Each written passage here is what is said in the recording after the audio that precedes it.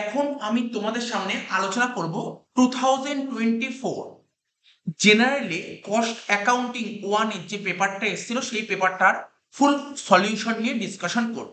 তো চলো আর সময় নষ্ট না করে পেপারটা ডিসকাশন করা আরম্ভ করা যাক। তো দেখো, সিসিএফ এর কোশ্চেন গ্রুপ এ থেকে তোমার পরীক্ষায় 5টা কোশ্চেন দেবে, 5 নম্বরের 5টা কোশ্চেন দেবে, যে কোনো 3টে অ্যাটেম্প করতে হবে। তো প্রথম কোশ্চেনটা দেখতে পাচ্ছ, state the objectives of cost accounting. Cost accounting এর অবজেক্টিভস তোমাকে লিখতে বলেছে। সিম্পল একটা কোশ্চেন দিয়ে 5 নম্বর থিওরি। দেখো, নোট তো দেখতেই পাচ্ছ, কস্ট অ্যাকাউন্টিং এর অবজেক্টিভ থিওরি আগেও পড়ানো হচ্ছে, জাস্ট বলে দিচ্ছি মেন পয়েন্টগুলো। প্রথম পয়েন্ট হচ্ছে কোনো প্রোডাক্টের কস্টটা অ্যাসার্টেন করা, খুঁজে বার করা কোনো প্রোডাক্টের cost. Next, estimation of cost, কস্টটাকে এস্টিমেট করা, ঠিক আছে, কস্টটাকে এস্টিমেট করা। তারপর সেলিং প্রাইস ফিক্স করা। এবার কস্টটাকে কন্ট্রোল করা, আর কি কস্ট রিডিউস করা।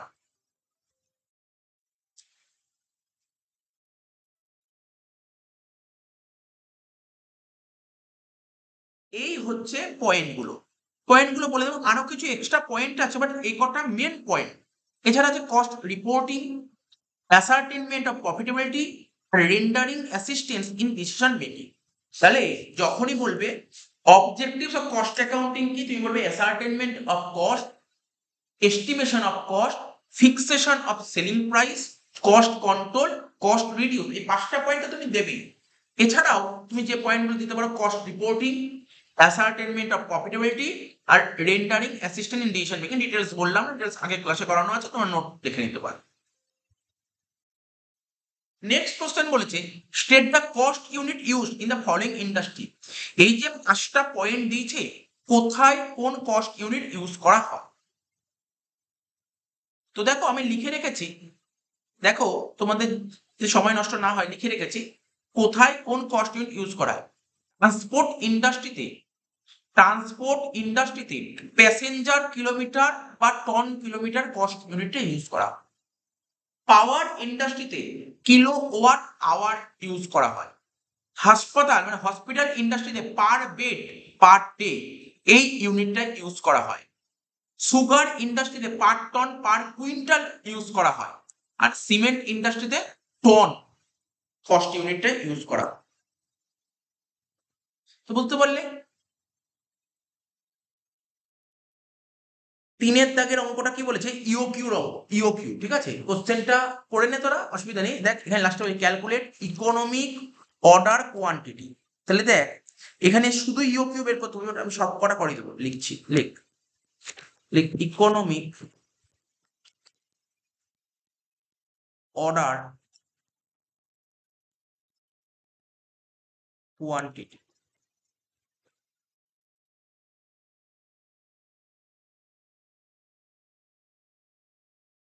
ইওকিউ ফর্মুলা খুব, under root 2PU by CI, 2PU by CI। P কি, cost of placing an order, cost of placing an order, পির ফুল ফর্ম। ইউ কি,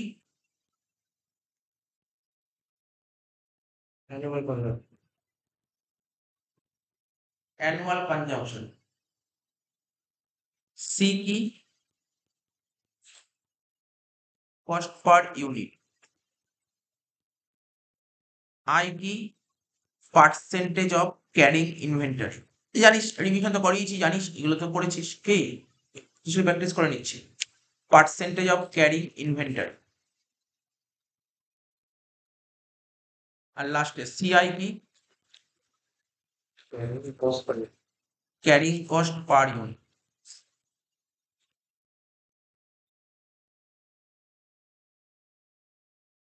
ঠিক আছে। তো দেখ 3 কি বলছে, a firm require 16,000 units of product A in year. 1 বছরে, ঠিক আছে, মানে প্রোডাক্ট এ তৈরি করতে ফার্মের 16,000 ইউনিট দরকার।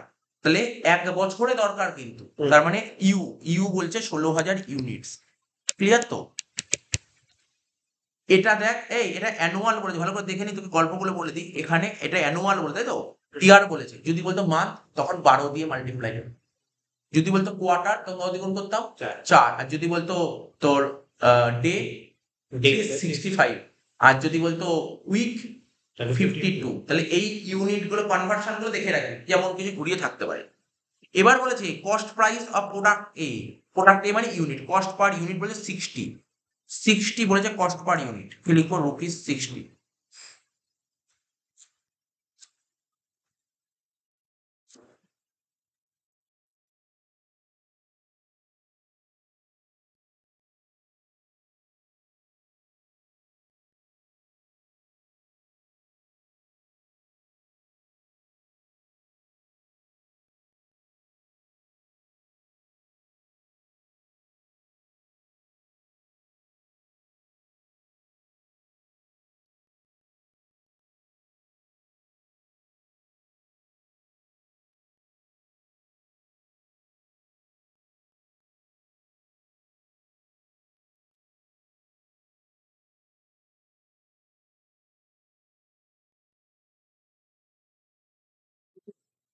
হ্যাঁ,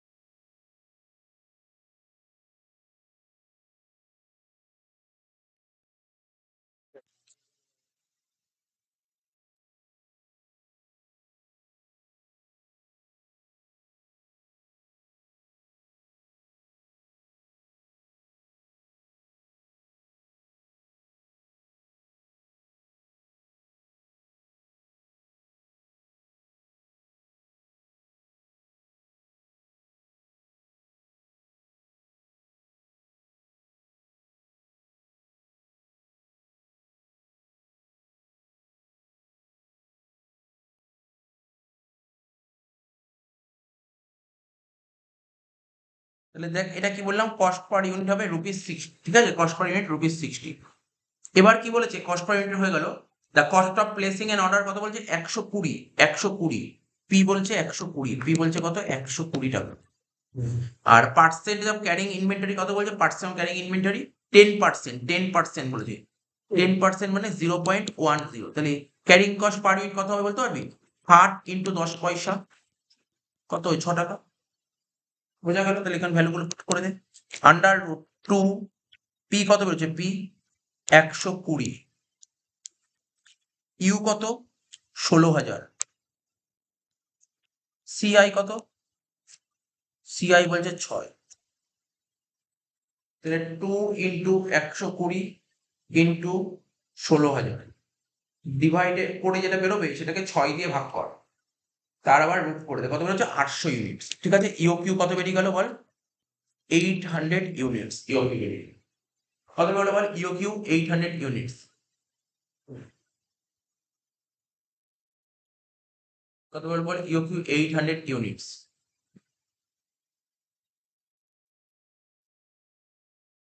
এবার দেখ, এবার কি করবো? আরো যে এক্সট্রা বের করতে, number of order. Number of order মনে আছে formula? U by EOQ. U কত? 16,000। আর ইওকিউ কত? 800। 16,000 বাই 800, 20 হচ্ছে। 16,000 বাই 800 কত হচ্ছে? 20। 20 টাইমস। নেক্সট, এবার করবো কি? Time gap between the order.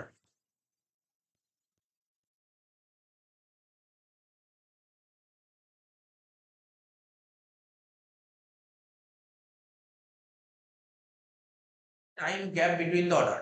তাহলে কি লিখবো? উপরে লিখবো 365 days divided by number of order। 365 divided by 20 কত হচ্ছে? 18.25। কি হবে বলতো? অ্যান্সার মাসে হবে না দিনে হবে?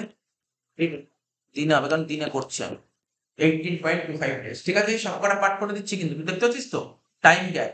আর একটা বের করছি, সেটা কি বলতো, ইনভেন্টারি কস্ট। কি লিখলাম, লেখ ইনভেন্টারি কস্ট, এটাও বের করতে বলে। কি বের করতে বলবে, ইনভেন্টারি কস্ট, লেখ ইনভেন্টারি কস্ট। ঠিক আছে, ইনভেন্টারি কস্ট মানে আমি যে 1 বছরে যে 16,000 ইউনিট ম্যাটেরিয়াল কিনলাম, তাহলে এই ম্যাটেরিয়াল কিনতে আমার 1 বছরে কত খরচা হবে, 1 বছরে। তো ইনভেন্টারি কস্টের মধ্যে 3টে কস্ট পড়ে। কি কি কস্ট পড়ে, লেখ পারচেস কস্ট, প্রথমে লেখ পারচেস কস্ট। পারচেস করতে যে খরচা হয়, পারচেস কস্ট পড়ে। তো বল তুই কত ইউনিট পারচেস করেছিস, 16,000। এক একটা ইউনিটের দাম কত করেছিল দেখ, 60 টাকা। তাহলে 16,000 ইন্টু 60,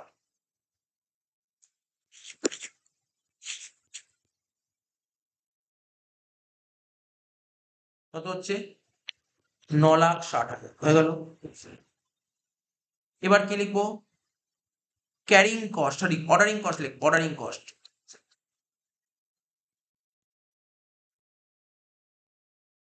অর্ডারিং কস্ট ব্যাপারটা কি, তুই 1 বছরে কবার অর্ডার করেছিস বল, কটা, 20টা অর্ডার করেছিস। 1 বছরে কটা অর্ডার করেছিস, 20টা অর্ডার করেছিস। এক একটা অর্ডারের খরচা কত করে, এক একটা অর্ডারের জন্য 120, 120 টাকা। 20 ইন্টু 120, লেখ 2,400 টাকা। Last carrying cost. Carrying cost কি করে করতে হয়, তোর অঙ্কে যেটা ইওকিউ বেরিয়েছে তার হাফ করতে হয়। ক্যারিং কস্ট বের করার নিয়ম, যতটা ইওকিউ বেরিয়েছে তার হাফ। ইওকিউ কত, 800, তার হাফ মানে 400, into carrying cost. Carrying cost কত করেছিল, ক্যারিং কস্ট এই দেখ, ক্যারিং কস্ট কটা, ক্যারিং কস্ট কটা পার ইউনিট, 400 ইন্টু 6 কত হলো, 2400। এটাই হচ্ছে তোর, এটাকে বলা হচ্ছে ইনভেন্টরি কস্ট। কত হচ্ছে দেখ, 9,60,000 আর 4, 9,64,800 টাকা।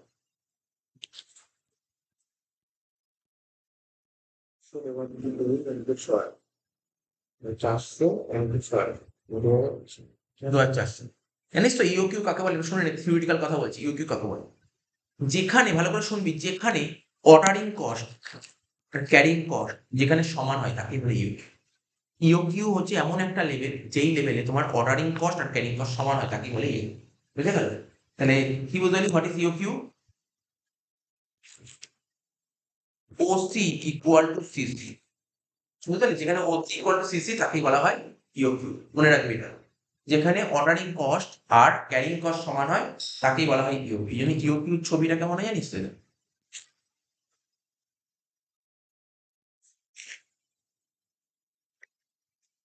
এরকম হয়। ঠিক আছে, এরকম হয় অর্ডারিং কস্ট। এটা হচ্ছে ছবি, ইউকিউ ছবিটা তোকে বলি, বলে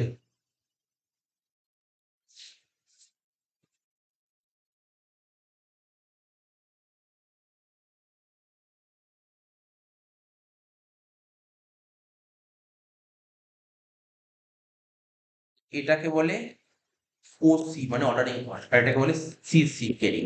ঠিক আছে, এবার দেখ, এই যে যেখানে সমান হয়, জানিস ইকোনমিক্স পড়েছিস তো, ক্যারিং কস্ট অর্ডারিং কস্ট কোথায় হচ্ছে, এখানে সমান হচ্ছে এইখানটায়, এখানটা সমান হচ্ছে, এখানটা সমান হচ্ছে এটাই। এইটাই হচ্ছে ইউ ছবি। তো বোঝা গেল, তো পরীক্ষায় আঁকতে হবে না, তোকে বোঝানোর জন্য বললাম। হ্যাঁ, আমাদের ইউকিউ না ওইরকম টাইপের সাম দিতে পারে যেখানে বলছে দুটো বার করতে হবে, মানে একটা ইউকিউ একটা উইদাউট ইউকিউ, কেস স্টাডি টাইপের। বুঝতে পেরেছি। দেখো 5 দাগের অঙ্কটা কি বলেছে, units produce and overhead incur during two period were as follows. দুটো মাসের অঙ্ক দিয়ে, জুন মাস, জুলাই মাস। জুন মাসে কত ইউনিট, 40,000, ওভারহেড কত, 1,20,000। আর জুলাই মাসে ইউনিট কত, 44,000, ওভারহেড কত, 1,26,000। From the above information you are required to calculate total fixed overhead and variable overhead per unit. তো অঙ্কটা ইজি আছে। অঙ্কটা কি করে করতে হবে, প্রথমে প্রথমে লিখতে হবে ভেরিয়েবল ওভারহেড পার ইউনিটটাকে বের করে নাও। প্রথমে লেখো variable overhead per unit,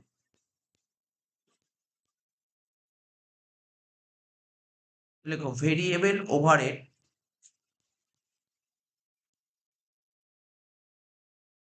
per unit. Formula, change in cost by change in output. কস্টের চেঞ্জ করো, দেখো কস্টের চেঞ্জ 1,20,000 ছিল 1,26,000, কস্টের চেঞ্জ কত হচ্ছে 6,000 টাকা, কস্টের চেঞ্জ কত হলো 6,000 টাকা। আর আউটপুটের চেঞ্জ কত, আউটপুট ছিল 40 হলো 44, আউটপুটের চেঞ্জ 4,000, 6,000 কে 4,000 দিয়ে ভাগ করলে হলো 1.5 টাকা। এটা হলো পার। এবার ফিক্স কস্ট বের করতে হলে আমরা কি জানি, total cost equal to fix cost plus variable cost. যে কোনো একটা ইউনিট ধরে এগুলো, ধরো জুন মাস ধরে এগোচ্ছে, জুন মাসে টোটাল খরচা ছিল 1,20,000, ফিক্স কস্ট তো জানা না, ভেরিয়েবল কস্ট কত হবে 1.5 টাকা করে, 1.5 টাকা করে। জুন মাসের ইউনিট ছিল কত 40,000, তো 40,000 ইন্টু 1.5 কত হচ্ছে 60,000। ফিক্স কস্ট কত হলো তোমার 60,000। এই তো ছিল অঙ্ক, করিয়ে দিলাম অঙ্কটা, ঠিক আছে। 6 দাগের অঙ্কটা করবো, এটা হচ্ছে স্টোরস লেজারের একটা অঙ্ক, ঠিক আছে, স্টোরস লেজারের একটা অঙ্ক। তো দাগটা কেটে নিই, ফিফোতে করতে বলেছি। প্রথমে লিখতে হবে ইন দা বুকস অফ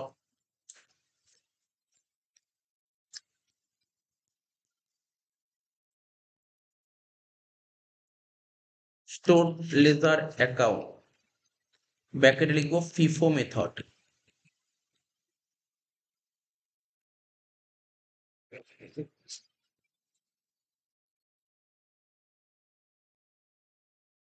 এখানে কিন্তু জিআরএ বলছি সব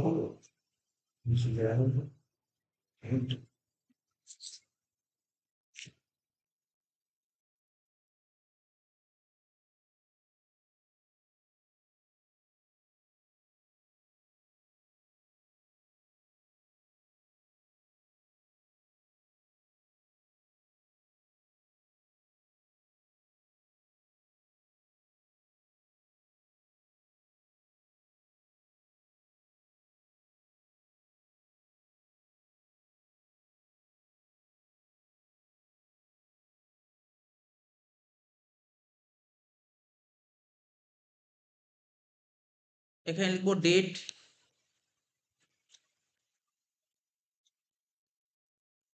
এখানে লিখবো রিসিটস, এখানে লিখবো ইস্যু, লিখবো ব্যালেন্স, আর এখানে কি লিখতাম remarks.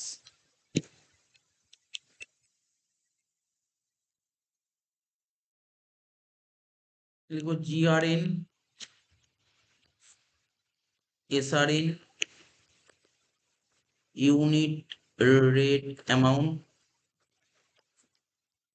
Unit rate amount, unit rate amount, ঠিক আছে। এসআরএন, জিআরএন এর প্রথম হচ্ছে গুডস রিসিপ্ট নোট, আর এসআরএন হচ্ছে স্টোর রিকুইজিশন, ঠিক আছে তো।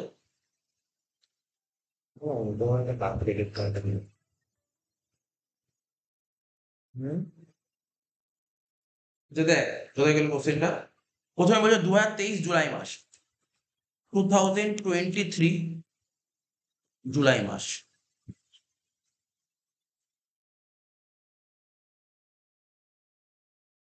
জুলাই মাসের 1 তারিখ বলে, জুলাই মাসের 1 তারিখ, এখানে লিখবো জুলাই মাসের 1 তারিখ। ওপেনিং স্টক বলেছে 100 ইউনিট 10 টাকা, তাহলে জানিস ওপেনিং স্টক কোথায় বসে, ব্যালেন্সে। 100 ইউনিট 10 টাকা করে 1,000, এটাকে লিখবো ওপেনিং ব্যালেন্স, দাগ কেটে দিলাম। এটা ফিফোতে। নেক্সট ওপরে লিখতে হবে স্টোরস লেজার অ্যাকাউন্ট, লেখ স্টোরস লেজার অ্যাকাউন্ট ব্র্যাকেটে ফিফো।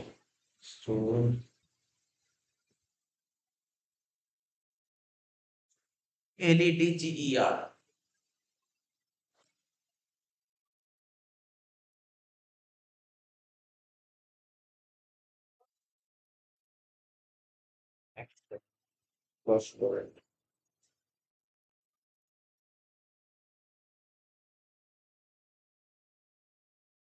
নেক্সট বলেছে 2 তারিখ, 2 তারিখ বলেছে দেখ ইস্যু করেছি 25 ইউনিট ডিপার্টমেন্ট এ কে।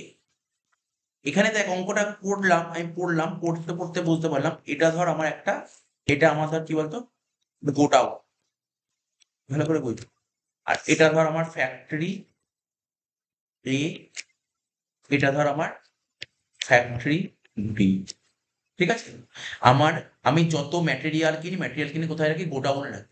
গোডাউন থেকে ম্যাটেরিয়াল গুলো ফ্যাক্টরিতে দিই। এখানে বলছে ইস্যু 20, আমার গোডাউনে কত আছে? 100 ইউনিট ম্যাটেরিয়াল ছিল। আমার গোডাউনে 100 ইউনিট ম্যাটেরিয়াল আছে, ঠিক আছে? এবার এখান থেকে আমি 25 ইউনিট ম্যাটেরিয়াল কোথায় দিয়েছি? ফ্যাক্টরি এ কে দিয়েছি। বুঝতে পারছো ব্যাপারটা কি বলছে? এরকম অঙ্কটা তোকে বুঝতে হবে। 2 তারিখ বলে যদি 25 ইউনিট ম্যাটেরিয়াল দিয়ে দিয়েছে, তাহলে ইস্যু হবে 25 ইউনিট। তোর গোডাউনে কোন রেটের মাল ছিল? 10 টাকার মাল ছিল। তো 25 10 করে 250, 100 থেকে 25 বেরিয়ে গেলে 75, 10 করে কত হলো? 750 হয়ে গেল 2 তারিখ।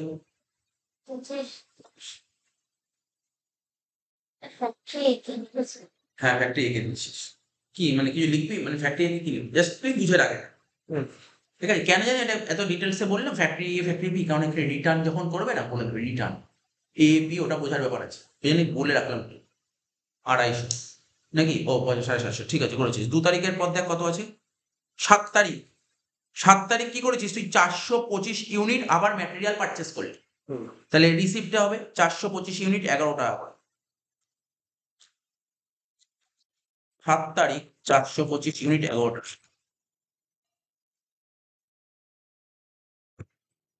4 6 7। তাহলে আমার গোডাউনে 10 টাকার মাল ছিল, এখন আবার 11 টাকার মাল আসলো। 10 টাকার মাল কতগুলো ছিল? 75টা। 11 টাকার মাল 425। এটা 750 আর এটা 4675।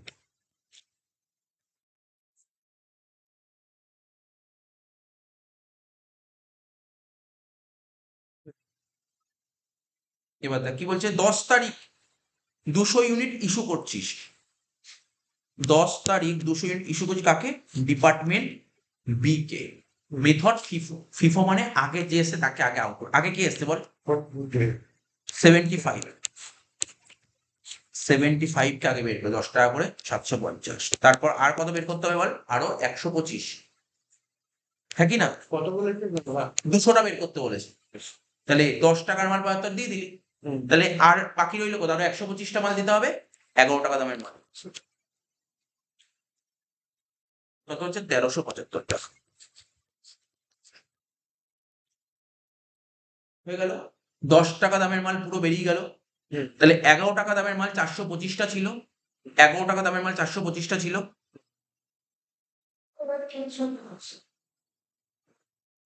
ঠিক আছে? তার মানে তুই 125টা, 425টা ছিল, 125টা বের করে রইল কত? 300 টাকা। 11 টাকা করে 3300 টাকা।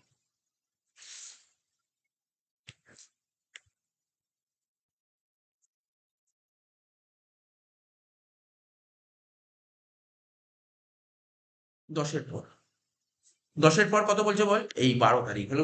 12 তারিখ return to store 10 unit. Return to store 10 unit from department A. তাহলে এই দেখ, এবার দেখ ব্যাপারটা বুঝি। ডিপার্টমেন্ট এ মানে ফ্যাক্টরি এ। ফ্যাক্টরি এ থেকে কোথায় আসছে? Return to store. স্টোর মানেই গোডাউন। গোডাউনে আসছে। তাহলে গোডাউনে আসলে গোডাউনের ব্যালেন্স বাড়ছে না কমছে? হ্যাঁ বল। বাড়ছে। তাহলে বাড়ছে মানে কোথায় বসবে? রিসিভ না ইস্যু? রিসিপ্টে লেখ। রিসিভ 12 তারিখ লেখ, রিসিভ 10 ইউনিট। 12 তারিখ রিসিভ লেখ 10 ইউনিট। কিন্তু রেট কত আসবে? তুই ভালো করে বোঝ। ডিপার্টমেন্ট এ কে তুই কোন রেটের মাল পাঠিয়েছিলি? দেখ 10 টাকা। ভালো করে পড়, ভালো করে পড়। এই দেখ, ডিপার্টমেন্ট এ কে তুই দিয়েছিলি কি? 25 ইউনিট দিয়েছিলি 2 তারিখ। 2 তারিখ কোন রেট ছিল বল? 2 তারিখের রেট কি ছিল? 10 টাকা। তাহলে এখানে 10 টাকা হবে।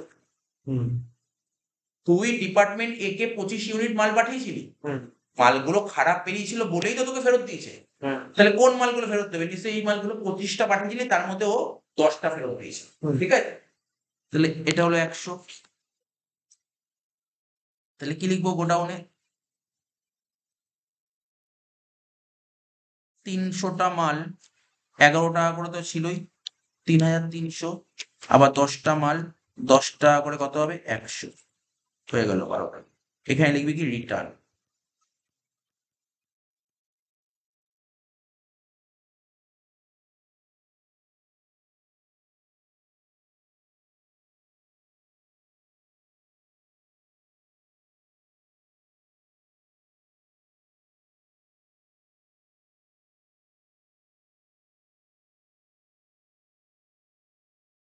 12 তারিখ হলো। এবার 13 তারিখ কি বলছে, রিটার্ন টু ভেন্ডার। আচ্ছা ভেন্ডার বুঝিস না, ভেন্ডার এটা বোঝ, এটা গোডাউন। হুম। গোডাউন থেকে মালগুলো কোথায় পারে, ফ্যাক্টরিতে। তো গোডাউনে মাল কোথা থেকে আসবে, ওই সাপ্লায়ারের থেকে। সাপ্লাই, যার থেকে মাল কিনি, যার থেকে মাল কিনি তাকে ও বললো সাপ্লায়ার, ভেন্ডারও বলে। তাহলে ভেন্ডারের থেকে মাল কিনে কোথায় আসছে, গোডাউনে আসছে। মাল যদি খারাপ বেরোয় কাকে ফেরত দেবে, ভেন্ডার গোডাউন ভেন্ডারকে ফেরত দেবে। মানে কমবে। মানে ফ্যাক্টরি গোডাউনকে ফেরত দেবে, গোডাউন আবার ভেন্ডারকে ফেরত দেবে। হুম। তাহলে ভেন্ডারকে যদি ফেরত দিই তাহলে মানে গোডাউনের ব্যালেন্স বাড়ছে না কমছে, কমছে। এখানে এটাই বলেছে, দেখ রিটার্ন টু ভেন্ডার মানে কমছে, মানে ইস্যুতে হবে 20 ইউনিট ইস্যুর ঘরে। 15 তারিখ,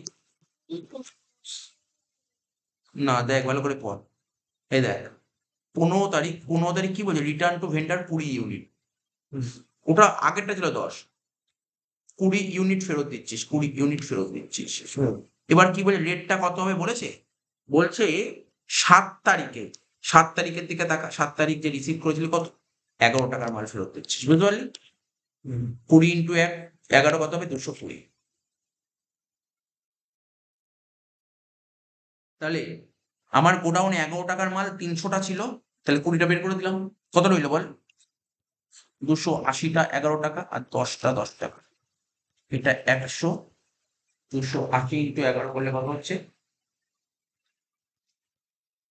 3080।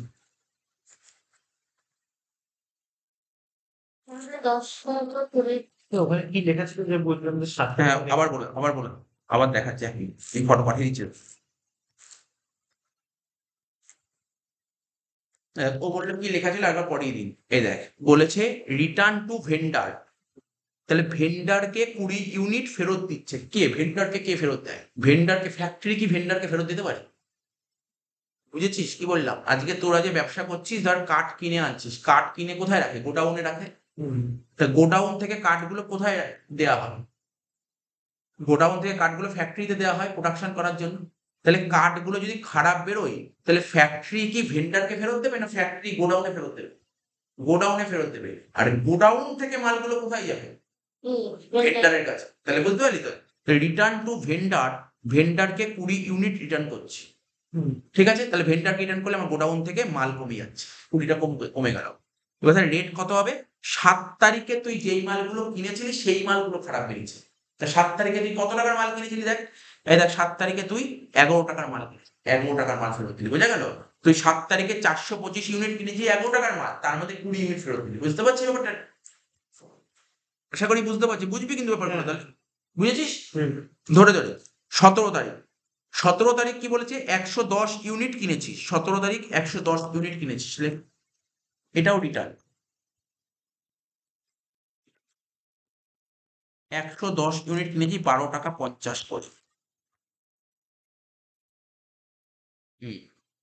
তাহলে করতে হবে আমাকে 110 ইউনিট 12 টাকা 50 পয়সা করে হলে কত হয়, 1375 টাকা।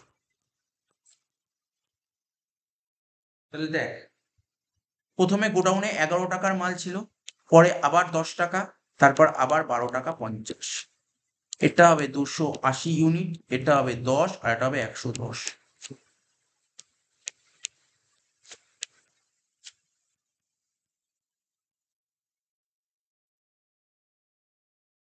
17 তারিখ হয়ে গেল, 17-র পর কত বলছে বল, 25 তারিখ, 17-র পর 25 তারিখ, 25 তারিখ কি হচ্ছে, 100 ইউনিট ইস্যু করেছি 10 টাকা করে,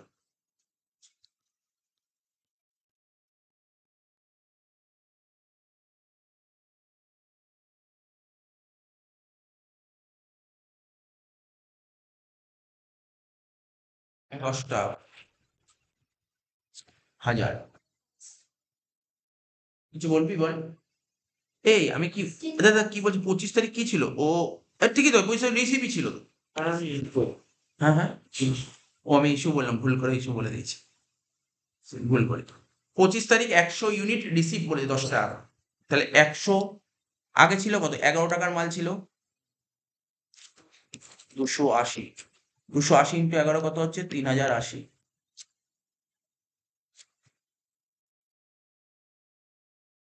10 টাকার মাল 10টা ছিল 100 টাকা, 110 টাকা, 12 টাকা 50 মাল 110টা ছিল, কত হবে 1375। আবার 10 টাকা দামের মাল 100টা কিনলাম, 1000।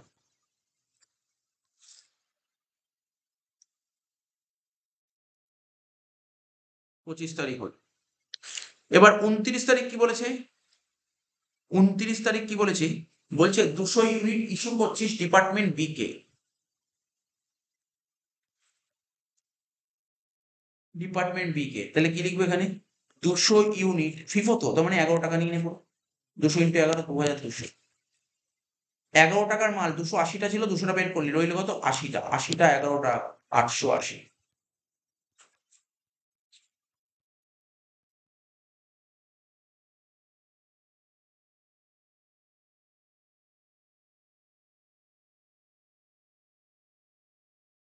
ঠিক আছে, 29 তারিখ লাস্ট। 30 তারিখ 100 ইউনিট কিনছিস 11 টাকা করে।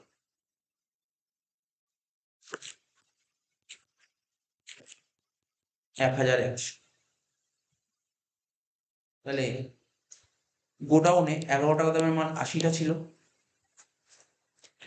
880। এটা হচ্ছে 10, 100, 12 টাকা 50, 110 মানে হচ্ছে 1375। আর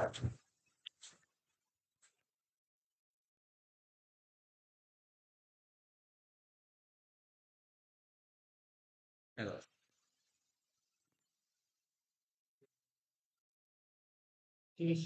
30 তারিখ। এটা হচ্ছে তোর ক্লোজিং স্টক।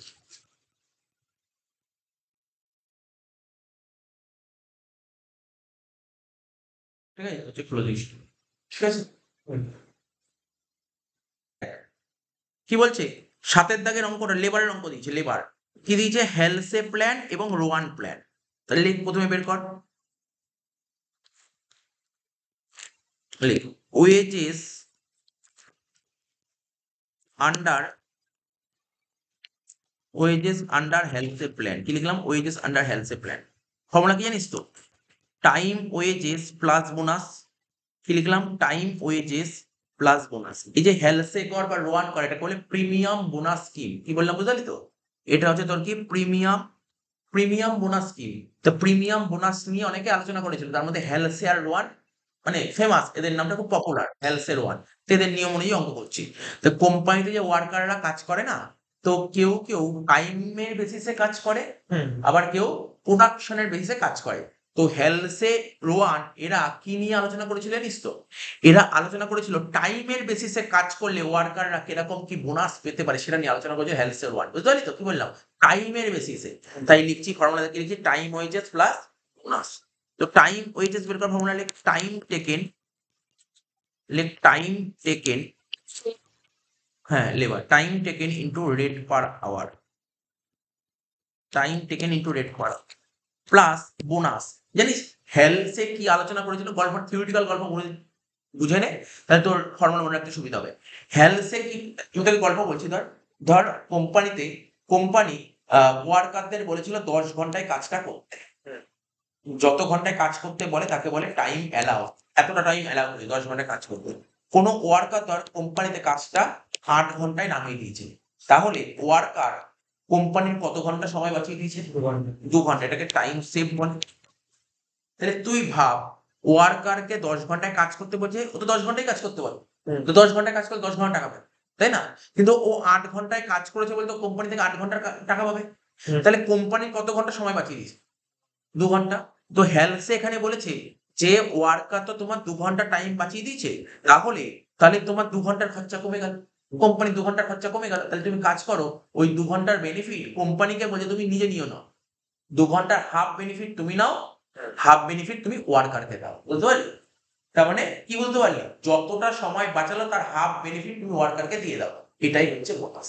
এটা কে বলেছে? এই কথাটা হেলসে বলেছে। তাহলে বুঝতে পারলি? তাহলে কি করবো? 50%। বুঝতে পারলি? 50% মানে কি? হাফ। কার হাফ? কার হাফ? কার হাফ? যতটা সময় বাঁচাবে। তা সময় বাঁচানোকে ইংরেজি কি বলে? Time save into time save. বুঝতে পারলি গল্পটা? থিওরিটিক্যাল কথা মনে থাকবে তো? দেখ ফর্মুলা তোকে বুঝিয়ে দিলাম। Time save into rate. বুঝেছি গল্পটা? অঙ্কটা কোনো ব্যাপার না, ফর্মুলা মনে রাখতে পারলি তো? এই তো টাইম ওয়েজেস প্লাস বোনাস। এখানে এটা কাট, এই লাইনটা কাট। হ্যাঁ, নিচে লেখ ইকুয়াল টু দিয়ে লেখ time taken into rate per hour. লেখ time taken into rate per hour.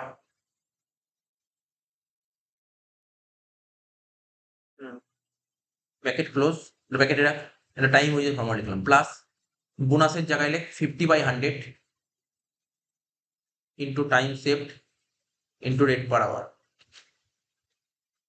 ঠিক আছে, এবার দেখ কত ঘন্টা সময় দিয়েছে, নিয়েছে 80 ঘন্টা, দিয়েছে 100 ঘন্টা। কত ঘন্টা টাইম নিয়েছে? 80 ঘন্টায় কাজটা করে দিয়েছে। এক ঘন্টায় রেট কত করেছিল বল? রেট এক ঘন্টায় রেট কত করেছিল? রেট ছিল 25 টাকা।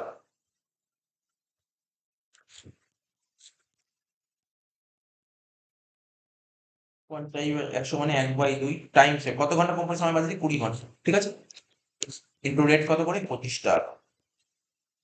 80 ইন্টু 25 কর 2000। 10 25 ইন্টু 10 করলে 250।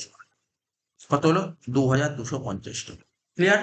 হ্যালসের নিয়মে ওয়েজেস বোঝা গেল। ওয়ান হ্যালসের নিয়মে ওয়েজেসটা বোঝা গেল। এবার রোয়ানের নিয়মে করবো। হ্যাঁ হ্যাঁ ঠিক আছে, এবার লিখো ওয়েজেস আন্ডার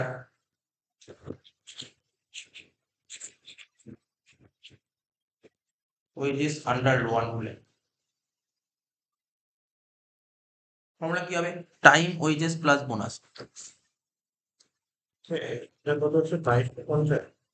হ্যাঁ, time wages plus bonus. Time wages same formula হবে, লেখ টাইম টেকেন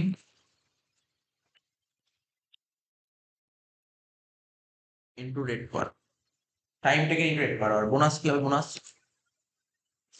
রোয়ান কি বলি? রোয়ানের নিয়মে বোনাস কি দেয়, ভালো করে তোকে বোঝাই ব্যাপারটা শোন। হেলসে বলেছিল তুমি যতটা সময় বাঁচাবে তার 50% মানে হাফ বোনাস হবে। কিন্তু রোয়ান তাই কথা বলে, রোয়ান এই কথা বলে। রোয়ান বলেছে ওয়ার্কাররা যতটা সময় বাঁচাবে, ওয়ার্কাররা তোমার যতটা সময় বাঁচাবে। আগেরটা হেলস যেমন বলেছিল হাফ বোনাস দিয়ে দাও, হাফ বোনাস দিয়ে দাও, না, এখানে হাফের কথা বলে। ও হাফ বলে কিছু বলেন, ও বলেছে একটা প্রপোর্শনেটলি বোনাস, প্রপোর্শন মানে একটা রেশিও। কিসের রেশিও জিনিস বলেছিল? কি টিটি বাই টি, ভালো করে বুঝবি, TT by into time saved into rate. লাইনের মানে বুঝতে পারলি? দেখ তুই একটু ভালো করে খেয়াল করে দেখ। দেখ, দেখ এখানে কি লেখা আছে? Time save into rate per hour. এখানেও তাই লিখি time save into rate per hour. Change কোথায় আছে? শুধু চেঞ্জ কিন্তু এই জায়গায়। দেখ ভালো করে দেখতে, ওই খেয়াল করতে পারছিস? তাহলে হেলসে বলেছিল হাফ, যতটা সময় বাঁচাবে তার হাফ বোনাস দিতে হবে। আর রোয়ানের নিয়ম মানে যতটা সময় বাঁচাবে তার কোনো হাফের কথা বলেনি। ও কি বলেছে? একটা রেশিও। কিসের রেশিও? টিটি আর টি এর রেশিও। মানে দেখ দেখ ফর্মুলা দেখ, বাকি সেম ফর্মুলা, ফর্মুলা কোনো সেম, ফর্মুলা চেঞ্জ আছে? ফর্মুলা কোনো সেম, শুধু রেট চেঞ্জটা কোন দেখ, আমি তোকে দেখিয়ে দিলাম। শুধু এই গ্রিন কালিটাই চেঞ্জ, বাকি পুরো সেম, শুধু গ্রিন কালিটাই চেঞ্জ। বল টাইম টেকেন কত ছিল? 80। রেট কত ছিল? 25 প্লাস টিটি কত ছিল? টিটি 80, টি এ কত ছিল? 100, টিএস কত ছিল? 20, আর রেট কত করেছিল? 25 করে। 2000 20 105 5 25 80 ইন্টু 5 করলে কত হবে? 400 টাকা।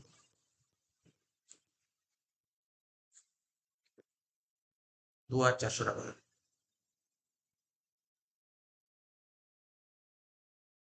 এদিকে তো 2000 হবে। TT by T time taken হচ্ছে 80, টাইম ম্যানেজ হচ্ছে 100।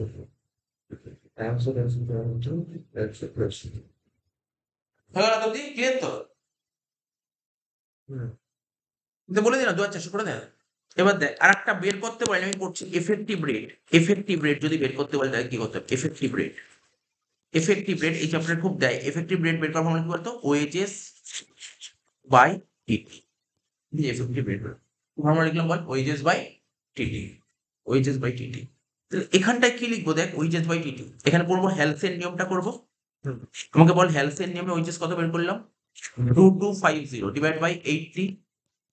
আর রোয়ানের নিয়মে কত বের করলাম বল? 2400/80। এটা কেন করে দিলাম, যদি পরীক্ষায় দেয় এফেক্টিভ রেট তাহলে এটাও জেনে রাখ। 2250/80 কত হচ্ছে? 28.125। 2400/80 কত হচ্ছে? 30। করেছিস? করে ফেল, করে ফেল, জানিস তো, করে ফেল।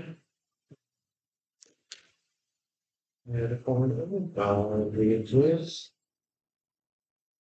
by time taking.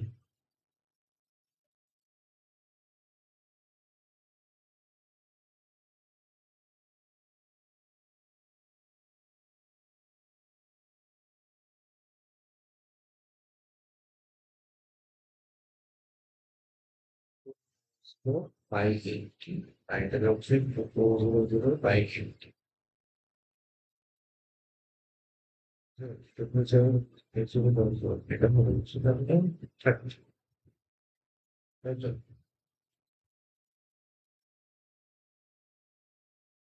এবং 30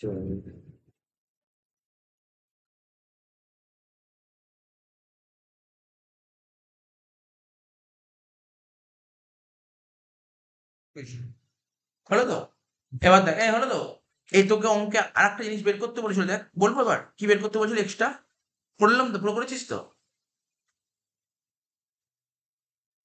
1.125, তাই বলেছি 21, 8.125। এই দেখ আর কি বের করতে বলছি এক্সট্রা? এ তো করলাম, বলেছি তুমি ওয়ার্ক কস্ট বের করো, ওয়ার্ক কস্ট। জানি ওয়ার্ক কস্ট বের করো, আমি তো কস্ট করলাম। ওয়ার্ক কস্ট বের করার ফর্মুলা কি ছিল? ম্যাটেরিয়াল আর কি ছিল বল? plus wages plus factory over, ব্যাস করে ফেল।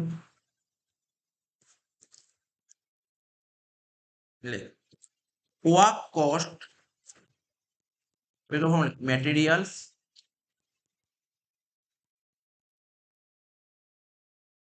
ওয়েজেস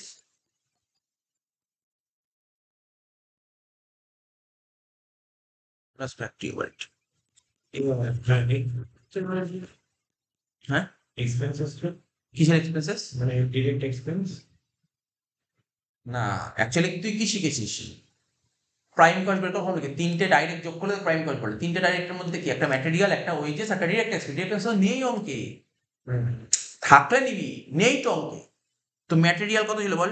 ম্যাটেরিয়াল ছিল 1200, লেখ ম্যাটেরিয়াল 1200। ওয়েজেস কত ছিল বল? ওয়েজেস, ওয়েজেস কত ছিল? ওয়েজেস দেখ, ওয়েজেস ছিল কত?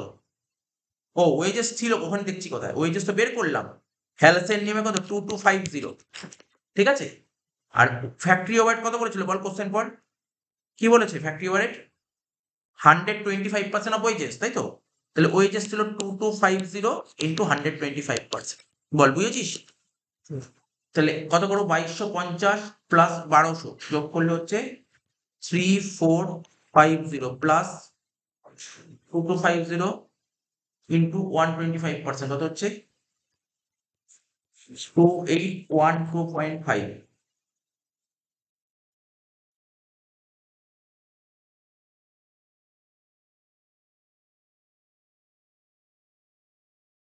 62.5।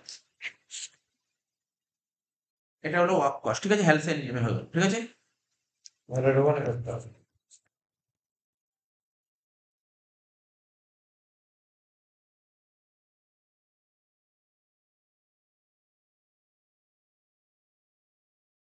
হুম আমি এখন ক্লাস চলছে, ক্লাস করছি এখন।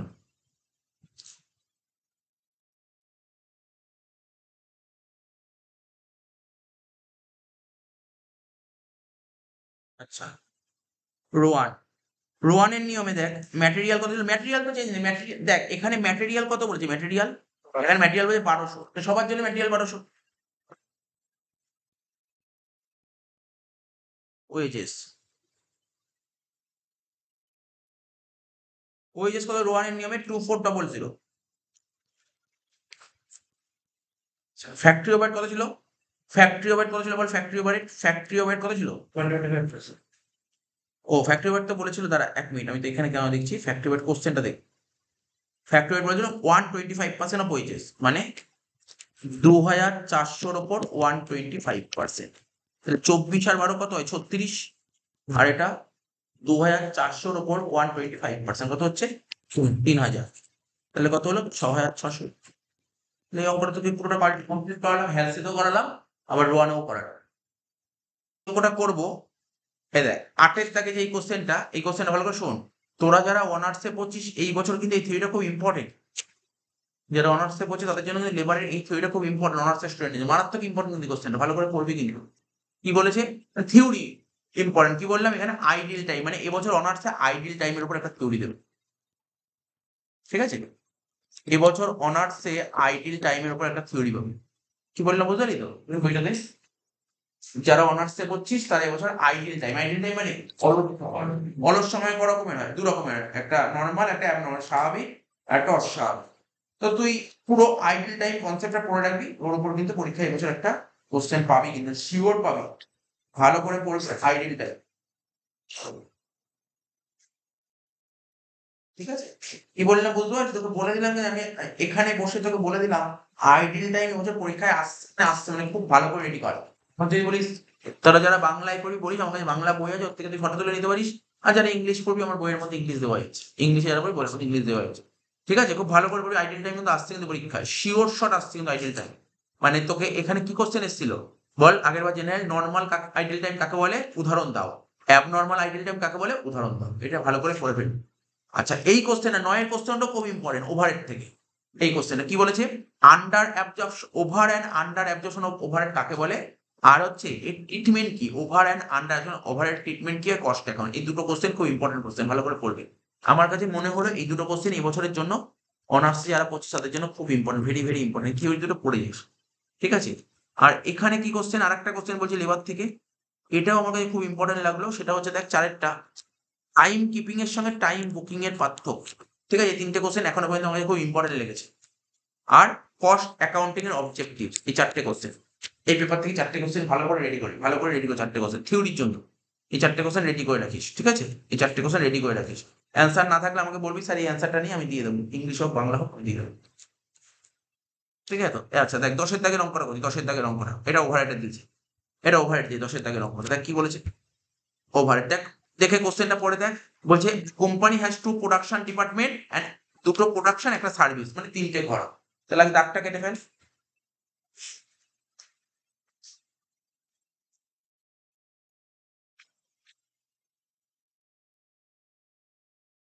ঠিক আছে, দুটো প্রোডাকশন একটা সার্ভিস লেখ।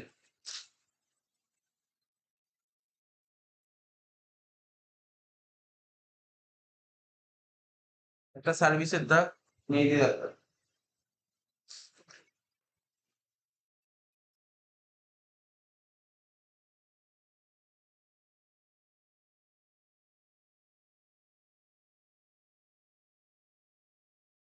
দুটো প্রোডাকশন একটা সার্ভিস হয়ে গেল। এবার হচ্ছে একটা কিসের ঘর হবে এখানে, টোটাল অ্যামাউন্টের দাগ হবে, রেশিওর দাগ হবে, আর দুটো একটা আইটেমস হয় একটা বেসিস হয়। একটা লিখবো, প্রথম করে লিখবো আইটেমস, তারপর লিখবো বেসিস, ঠিক আছে? এখানে লিখবো রেশিও,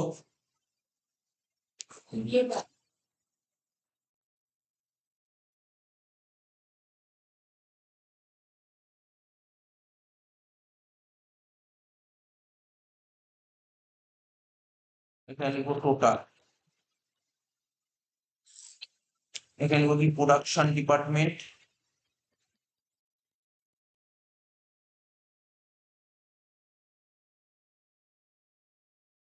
সার্ভিস ডিপার্টমেন্ট। তো আমাদের অঙ্কে প্রোডাকশন ডিপার্টমেন্ট কি কি ছিল, 1 আর 2, এখানে ছিল P1 P2, আর সার্ভিস ডিপার্টমেন্ট তো S, ঠিক আছে? তো তো দেখ অঙ্কটা কর, তাহলে কি কি শিখেছিলাম এগুলো সব দেখে দেখে লিখবো। পাওয়ার, পাওয়ার 10,000 টাকা, লেখ পাওয়ার, প্রথমে লেখ পাওয়ার 10,000 টাকা।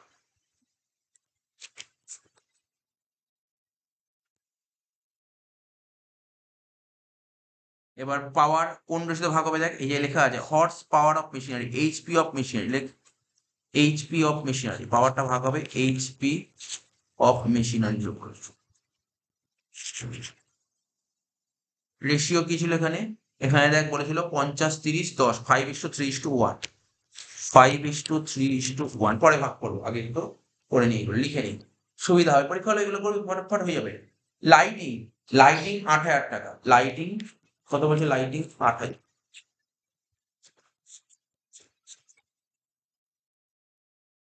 লাইটিং যে 8,000 টাকা বলেছে, লাইটিংটা কি হবে, লাইট পয়েন্ট, লাইট পয়েন্টের উপর লাইটিং হবে, লাইট পয়েন্টের।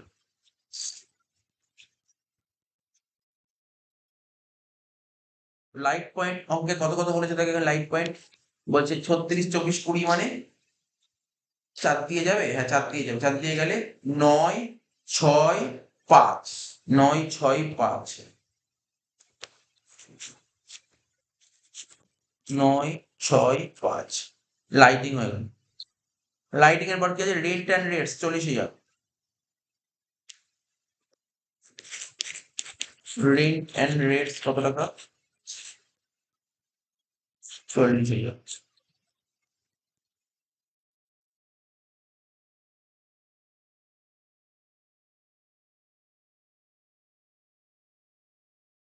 রেন্ট অ্যান্ড রেটস কত হয়, 40,000, তাই তো? 40,000টা কিসের উপর হবে দেখ, এই যে ফ্লোর স্পেস, ফ্লোর স্পেস,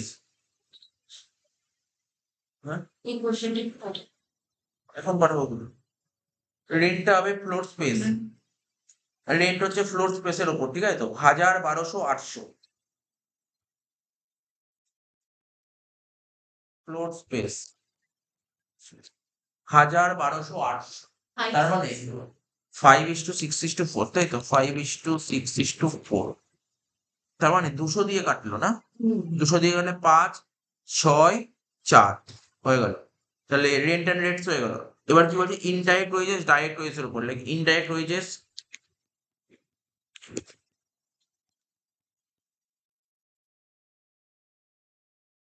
কার উপর হয়, ডাইরেক্ট ওয়েজেস।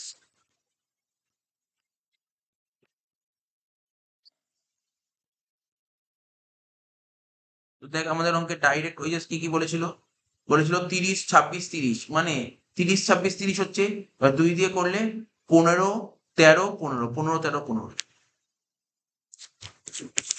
15, 13, 15, তো ইনডাইরেক্ট ওয়েজেস আমাদের অঙ্কে কত ছিল, 20,000 টাকা। নেক্সট কি ছিল বল, সানরিস 50,000 টাকা, লাইক সানরিস 50,000 টাকা, সানরিস আমি 2 লিখলাম, তোরা কিন্তু ডাইরেক্ট ওয়েজেস লিখিস, ঠিক আছে, আর এখানে লিখো 15:13:15 লাস্ট। সানরিসের পর কি ছিল, ডেপ্রিসিয়েশন অন মেশিন 60,000 টাকা,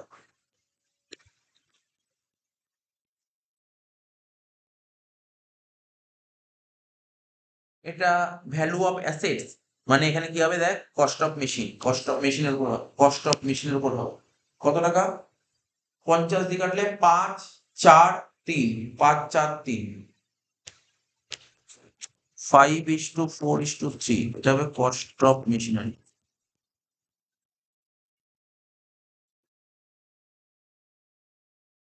সবই তো হয়ে গেল। আর কি ছিল, আমি কি শিখেছিলাম, যদি কোশ্চেনে ডাইরেক্ট ওয়েজেস থাকে সেটা শুধুমাত্র সার্ভিসের ঘরে বলবে 30,000 টাকা, ডাইরেক্ট ওয়েজেস শুধুমাত্র সার্ভিসের ঘরে বলবে 30,000 টাকা, লাস্টের ঘরে টোটালে 30,000 টাকা, লাস্টের ঘরে 30, সার্ভিসের ঘরে, ঠিক আছে তো, এটা কি লিখো, ডাইরেক্ট অ্যালোকেশন। এবার ভাগ করবে,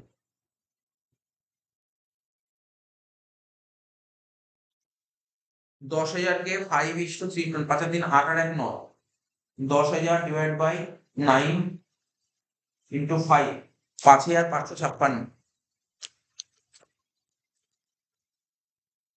3,333, 1,111, এবার 8,000 ডিভাইডেড বাই 9, 6, 15, 5, 20, 9 কত হচ্ছে, 9 3,600,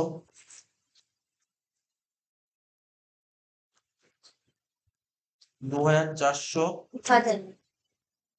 2,000, এবার 40,000-কে 5:6:4, 40,000 ডিভাইড বাই 5 আর 6, 11 আর 4, 15, 5 হচ্ছে 13,333, ছয়ে তোর 16,000,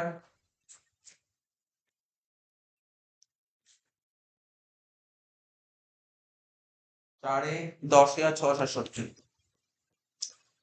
10,667। আচ্ছা, তারপর 20,000, 20,000কে 15, 13, 15, 15, 13, 28, তাই তো? 28, 28, 43। 20,000কে 43 দিয়ে ভাগ কর, ইন্টু 15, কত হচ্ছে? 6,977। 13তে 6,046, আবার 6,977, ঠিক আছে, যেখানে 7, 6, 13, 13, ঠিক আছে। তারপর 50,000, 15, 13, 28, 28, 43, 50,043 ইন্টু 15, 17,442। লাস্টেরটা হবে 17,442। 13তে হবে কত? 15,116।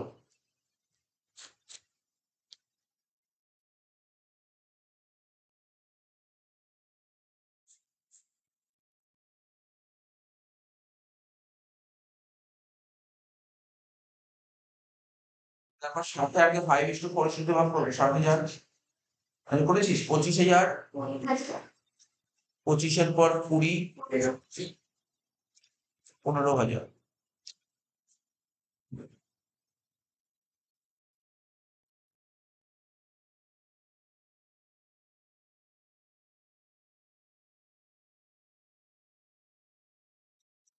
ক্যালকুলেট কর, যে ক্যালকুলেট কর।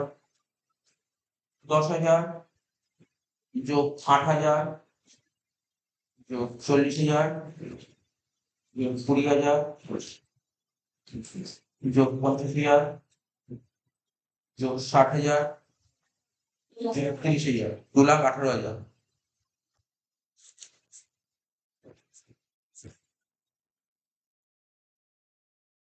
তারপর কত যোগ কর? 5,556, 71,908।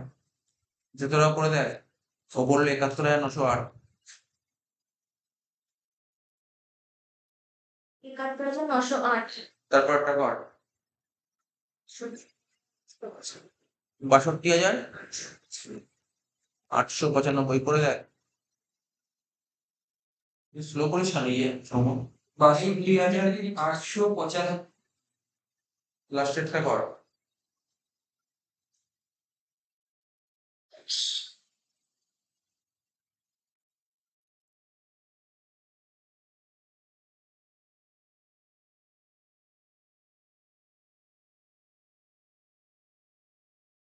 তিরাশি হাজার 197।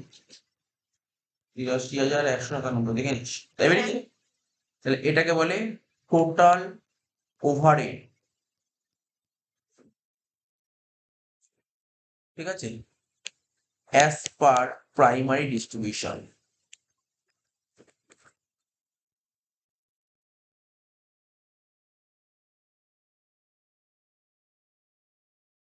Total overhead as per primary distribution.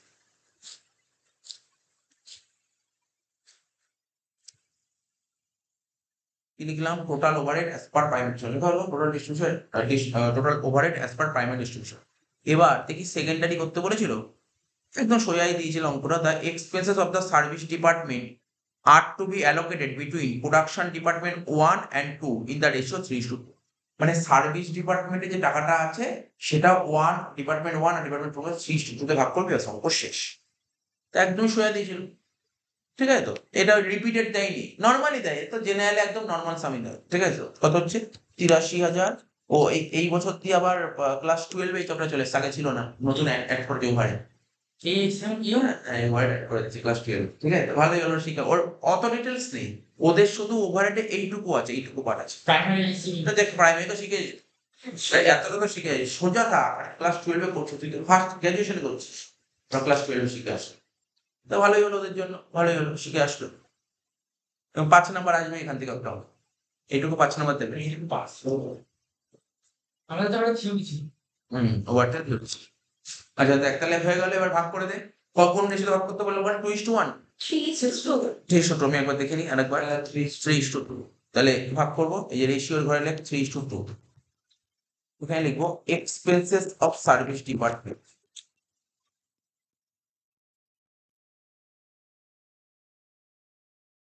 ভাগ করবো P1 and P2 এর মধ্যে। 83197 ডিভাইড বাই 5, তিনে হচ্ছে কত 49918, হ্যাঁ 49918 আর ওটা হচ্ছে 33,279। 33,279, ঠিক আছে। এখানে লেখ 2,18,000, এটা তো কিছুই হবে না, ড্যাশ 71,908 প্লাস 49918 কত হচ্ছে 1,21,826, 1,21,826। তারপর 62895 প্লাস 3279 কত হচ্ছে 96,174, 96,174 টাকা, ঠিক আছে। এটাকে বলা হয় টোটাল ওয়ার্ক। দেখতো আর কিছু বলেছিল অঙ্কটার মধ্যে, বলছে apportion the cost of various department and determine the total overhead of each production group, বুঝছো তো? রুটিনের শেষ, অঙ্ক শেষ, বুঝতে পারলি তো? এখানে আমাকে কিন্তু ওই বলেনি যে ওভারহেড পার আওয়ার বের করতে, এটা বলেনি কিন্তু, তাই করবো না, বললে করেই দাও, এখানেই শেষ করে দিলাম। এটা কত ছিল 10 মার্কস, ঠিকই ছিল বল অঙ্কটার মধ্যে, সোজা হিসেব। জাস্ট তুই নর্মালি এটা দেখে রাখলি যে কিভাবে ডিস্ট্রিবিউশন করতে হয়, ডিস্ট্রিবিউশনটা তুই জেনে রাখলি, ঠিক আছে তো? ডিস্ট্রিবিউশন জেনে রাখ। আমি কিন্তু তোদের কি বললাম, তোরা যারা অনার্সে পড়িস, অনার্সে কোনটা খুব ইম্পর্টেন্ট, রিপিটেডটা খুব ইম্পর্টেন্ট, রিপিটেড, বুঝতে পারলি? রিপিটেড ডিস্ট্রিবিউশন শিখিয়েছিলাম, রিপিটেড আগের দিনও করা হলো। বলে দেবে রিপিটেডই করতে হবে। বলবে না, কিছু বলবে না, কিচ্ছু বলবে না। ও তোকে আগের দিন যে অঙ্ক দেখলি না, সার্ভিস দুটো ছিল, একটা এক্স ছিল একটা ওয়াই ছিল, এক্স এর ঘরে গ্যাপ, যখন এক্স এর ঘরে গ্যাপ ছিল মানে ড্যাশ ছিল, তখন তখন ওয়াই এর ঘরে পার্সেন্টেজ, ওয়াই এর ঘরে পার্সেন্টেজ ছিল, তখন এক্স এর ঘরে গ্যাপ ছিল। এইটাকে বলে রিপিটেড বা সাইমultaneous। এই এরকম কি অনার্সে কিন্তু এরকম হবে, অনার্সে এরকম, ঠিক আছে? অনার্সে এরকম। আর ওরকম অঙ্ক তো প্রচুর করেছি আমরা, প্র্যাকটিস সুন্দর করবো। আচ্ছা দেখ, এরপরে দেখ গ্রুপ সি, গ্রুপ সি থেকে কত দেবে 15 নম্বরে, তিনটে দেবে, দুটো করতে হবে। দেখ আগের বার জেনারেলে কি দিয়েছিল, গ্রুপ সি থেকে 15 নম্বরের মেশিন আওয়ার রেট দিয়েছিল। দেখ এই মেশিন আওয়ার রেট গুলো কেমন মেশিন আওয়ার রেট, এরকম কিন্তু অনার্সে যেমন ওরকম মেশিন আওয়ার রেট, অনার্স কেমন মেশিন আওয়ার রেট দিয়েছিল বল, আগের দিন বললাম ওই নরমালি তো স্ট্যান্ডিং চার্জেস, নন স্ট্যান্ডিং চার্জ, মানে ফিক্সড ওভারহেড আর ভেরিয়েবল ওভারহেড। এখানে ওই ওভারহেডের মতো মেশিন আওয়ার রেট, বুঝতে পারলি তো? মানে দেখ এখানে কোশ্চেনটার দিকে তাকা, ভালো করে দেখ কোশ্চেনের দিকে তাকা। দেখ তিনটে ঘর, একটা মেশিন 1 এর ঘর করবো, মেশিন 2, মেশিন 3, বুঝতে পারলি তো? ওভারহেড যেমন করলি ওরকম ভাবে করতে হবে, ঠিক আছে তো? তাই এরকম অঙ্ক কিন্তু অনার্সে আগের বার আসেনি। আগের বার অনার্সে কিরকম মেশিন আওয়ার রেট এসেছিল, বুঝতে পারলি তো? ওই তো স্ট্যান্ডিং আর নন স্ট্যান্ডিং, বুঝতে পারলি তো? কিন্তু জেনারেলি এরকম মেশিন আওয়ার রেট এসেছে, ঠিক আছে? প্র্যাকটিস করে নে।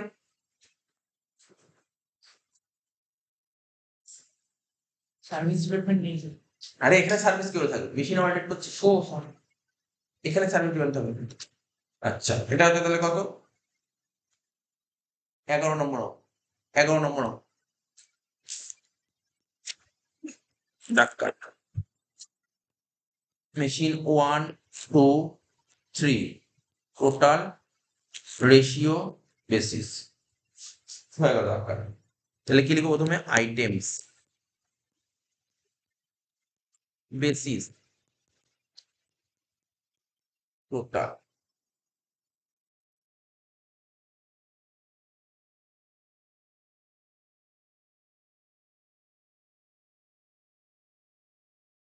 তারপর এখানটা কি লিখবো বল, আচ্ছা টোটালটা এই ঘরে লিখলাম, এগুলো তো রেশিও লিখ,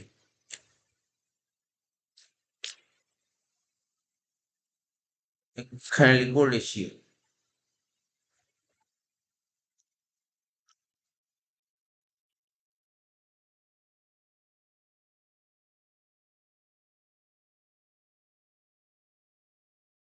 মেশিন 1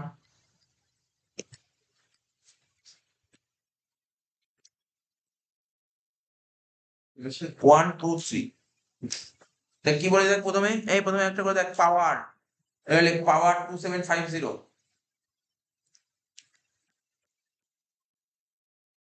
টোটালের ঘরে লিখবি পাওয়ার 2750, ঠিক আছে? পাওয়ার লিখলাম কত? 2750। আচ্ছা, দেখ পাওয়ার কার উপর করবো? পাওয়ার করবো, এই দেখ পাওয়ার কার উপর করবো? এই পাওয়ার, আচ্ছা দেখ, এই এটার তো ভাগ হবে না 2750, দেখ এখানে পাওয়ারের ব্যাকেটে রুপিস দিয়েছে, তাই না? এই 3টে রুপিস যোগ করে দেখ না কত বেরোচ্ছে, যোগ করে দেখ না কত বেরোচ্ছে। 450 আর 800 মানে 1250 আর 1500, তাহলে কত? 2750। এখানে 2750 দিয়েছে, মানে তোকে কিভাবে ভাগ করতে পারে ভাগটা ডিস্ট্রিবিউটটা করেই দিয়েছে, বুঝিস তো? ওটা দেখে দেখে বসিয়ে দে। বুঝতে পারলি কি বললাম এখানে? এখানে কি কি দেখছিস বল? 450 আর 800 যোগ করলে 1250 হয়, 1250 1500 যোগ করলে 2750। আমরা এতক্ষণ পাওয়ারটা কি ভাগ করছি? HP of machine. ওরা এইচপি অফ মেশিন বলে দেয়নি, না বলে টোটাল অ্যামাউন্টটাই বলে দিয়েছে। লিখে দে পাওয়ার কি লিখবো, এখানে লিখে দে ডাইরেক্ট অ্যালোকেশন।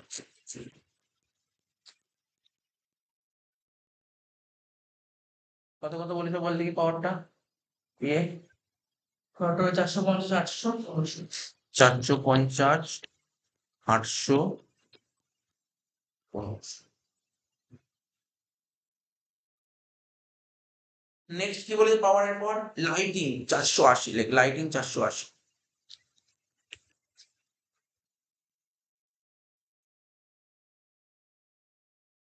লাইটিং লাইট পয়েন্টের উপর হয়, দেখেন লাইট পয়েন্ট বলেছে, হ্যাঁ 20 40 60।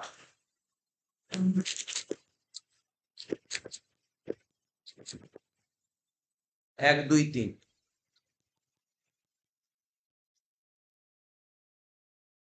480 কে 6 দিয়ে ভাগ করবো, 1 করলে হচ্ছে 80 আর 2 হলো 160, 3 24, 240।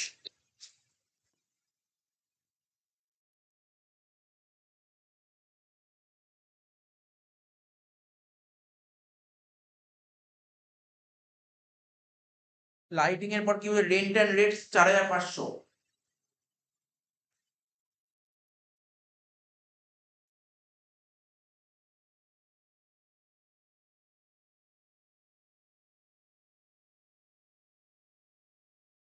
এ কার উপর হয় রেন্ট এন্ড রেটস? দেখ রেন্ট এন্ড রেটস এরিয়ার উপর হবে, এরিয়া।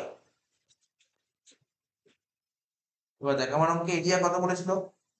100 250 400। তাহলে তুই বল, মানে শূন্য করে তো কেটে যাবে, একটা করে শূন্য শূন্য শূন্য কেটে দে। এবার 5 দিয়ে করলে 2 5 5 8, 2:5:8, 2:5:8। কটাতে 7 7 আর 8 15, 4500 ডিভাইড বাই 15, করতে হবে 600, 1500 5 হবে 1500, 2400।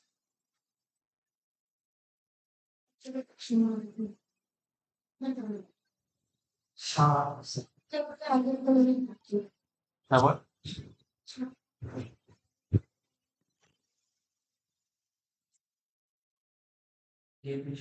ক্যালকুলেটর মানে বলেছি একটা ক্যাশিয়ার ক্যালকুলেটর। ক্যাশিয়ার ক্যালকুলেটর করতে হবে হচ্ছে তোর প্রথমে ক্যালকুলেটর লিখবি 4500 ডিভাইডেড বাই 2 আর 5 7 আর 8 15 ডিভাইড বাই 15 দিয়ে ডবল ইকুয়াল টু প্রেস করবি। প্রেস করে দেখে নে, কারণ এক একটা ক্যালকুলেটর এক এক রকমের ইয়ে থাকে, সব ক্যালকুলেটর সমান সিস্টেম নয়। আরেকবার বলো। ইনটু 2, তোর তো ক্যাশিও না, তুই নরমাল। হ্যাঁ তো কি করতে হবে আরেকবার বলো। বলে তো দেখি, বলে তো ওই যে তুই দেখে নে করে দেখে নে হচ্ছে কিনা। ওই তো বলছিলে 4500 ডিভাইডেড বাই 5 আর 2 7 আর 8 15 করেছিস তো। এবার ভাগ 15 ইনটু ডবল ইনটু প্রেস কর, ডবল ইনটু প্রেস করে লেখ 2 ইকুয়াল টু 5 লেখ ইকুয়াল টু এসছে। আর তোর এখানে ডবল ইনটু একটা ইনভেস্ট করলে হবে, দুটো করলেও হয় স্যার। হ্যাঁ দুটো করলেও হবে, একটা করলেও হবে। ক্যাশিওর একটু সমস্যা আছে এই জন্য বলে দিই।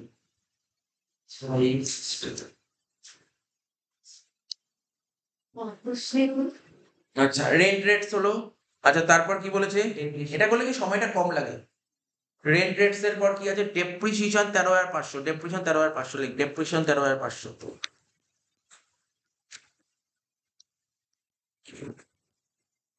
কষ্ট বেশি। কস্ট অফ মেশিনস 2 3 4 হ্যাঁ দেখছি কস্ট অফ মেশিন কত ছিল এখানে? আচ্ছা কস্ট অফ মেশিন ছিল তোর 1,00,000, 1,50,000, 2,00,000। 50 দিয়ে কেটে দে, 2 3 4, 2 3 4, 2:3:4। মানে তোর কিন্তু প্রচুর অপশন পাবে পরীক্ষায়, কেন দেখ ওভারের থেকে ওভার তোর আছেই চারটে চ্যাপ্টার থেকে তোর 100 মানে বুঝতে পারলি 120 নাম্বার কোশ্চেনে চারটে চ্যাপ্টার থেকে, কারণ এদের প্রচুর তো অর্থ থাকবে, সুতরাং সব চ্যাপ্টার থেকে তোর অঙ্ক থাকবে। 13,500 ডিভাইডেড হয় 2 3 5 আর 4 9, 2 করলে কত হয়? 3,000 হাজার হয়ে গেল ডেপ্রিসিয়েশন। নেক্সট কি বলছে? রিপেয়ার 18,000 টাকা, লাগে রিপেয়ার 18,000 টাকা।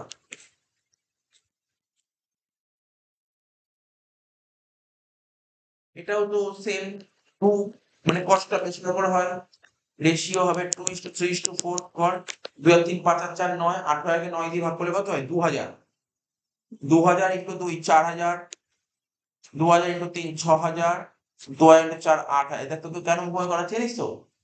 এই জিনিসগুলো আমরা এইচএস দ্বারা করে ক্যালকুলেটর নেই, কিন্তু তুই দেখো ক্যালকুলেটর এগুলো করবে কিন্তু, ঠিক আছে তো? রিপেয়ার্স তোকে ক্যালকুলেটর ছাড়া করতে হবে তো। ওদের ফিগার যাই থাকবে এরকম পয়েন্টে বেরোবে না, শিওর পয়েন্টে বেরোবে না, পয়েন্টে বেরোতে অসুবিধা হয়, পয়েন্টে বেরোবে না, ওদের এরকম রাউন্ড বেরোলেও করতে পারবে। আচ্ছা দেখ, রিপেয়ার হয়ে গেল, তারপর কি ছিল বল? Indirect wages like 4,600।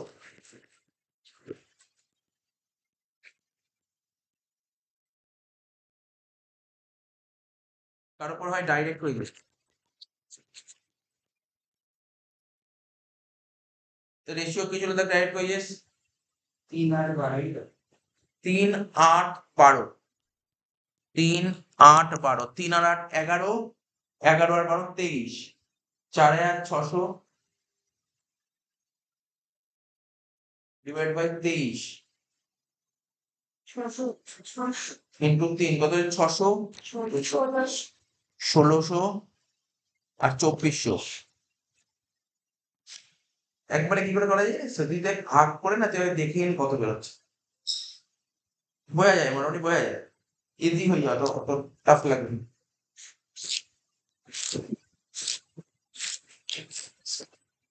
এগুলোর পরে ক্যান্টিন এক্সপেন্সেস, ক্যান্টিন এক্সপেন্সেস কত টাকা পড়েছিল দেখ, ক্যান্টিন এক্সপেন্সের টাকাটা 510 510। এটা নাম্বার অফ ওয়ার্কার্স এর উপর আছে, স্যার যদি না number of employees, number of workers থাকবে, চিন্তা নেই, নাম্বার অফ ওয়ার্কার্স থাকবে। এবার দেখ নাম্বার অফ ওয়ার্কার্স কত বলেছিল অঙ্কে? এই নাম্বার অফ ওয়ার্কার্স মানে 20 50 100, মানে 2 5 10,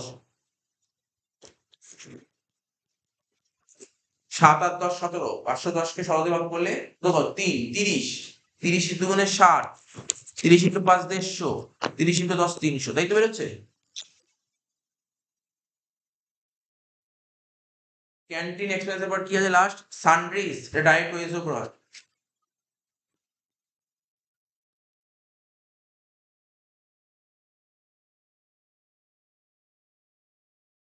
কত বলছো? 3:8:12,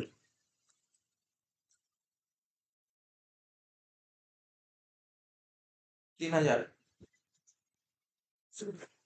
3 আর 8 11, 11 আর 12 23, কত হচ্ছে? এটা করতে হবে।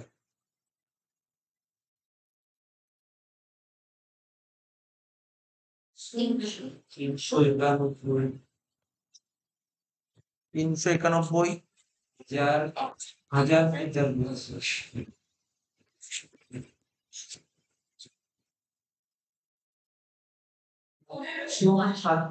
ছেষট্টি না 65.5 ছেষট্টি পয়েন্ট টু তাহলে ম্যাচ করবে 1 আর 3 4, ঠিক আছে করে দেবে, যে কোনো একটা করবে, ঠিক আছে।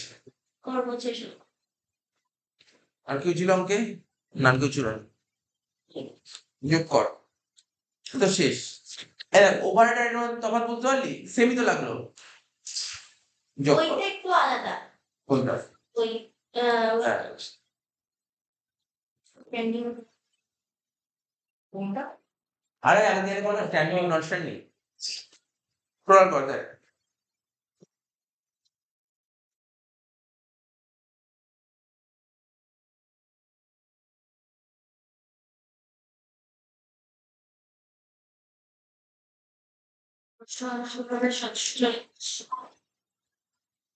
স্ক্রল কত 47 ওটা হচ্ছে 9181। টোটালটা টোটালটা হচ্ছে বেশি নয়। তুই কর না 47 আর 43 বেরিয়েছে দুজনের বেরিয়ে গেলেই মানানো হবে দুজনের বেরোলে ঠিকই আছে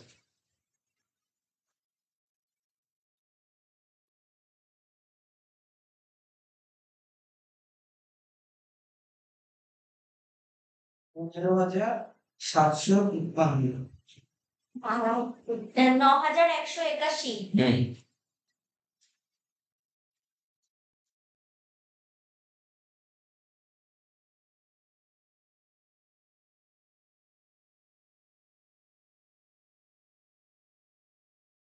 22,406। 15,753 ম্যাচ হয়ে গেছে।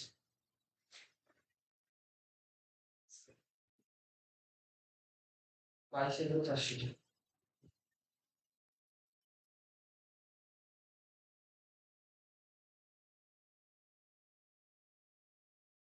22,406 তাহলে টোটাল ওভারের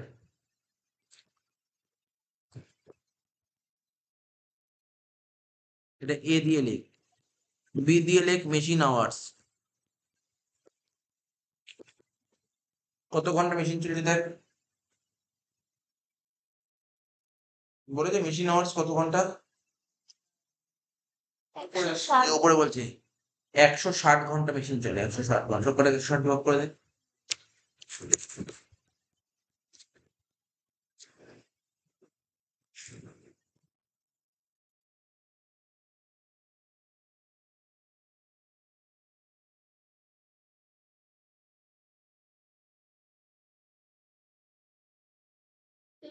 সেভেন পয়েন্ট থ্রি এইট প্রথমটা তাই তো হ্যাঁ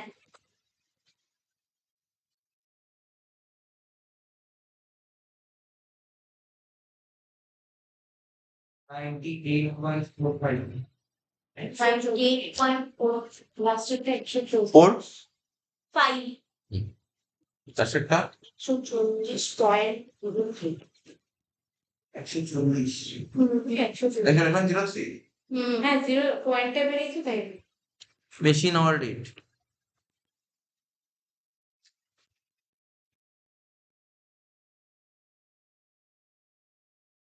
এ ভাগ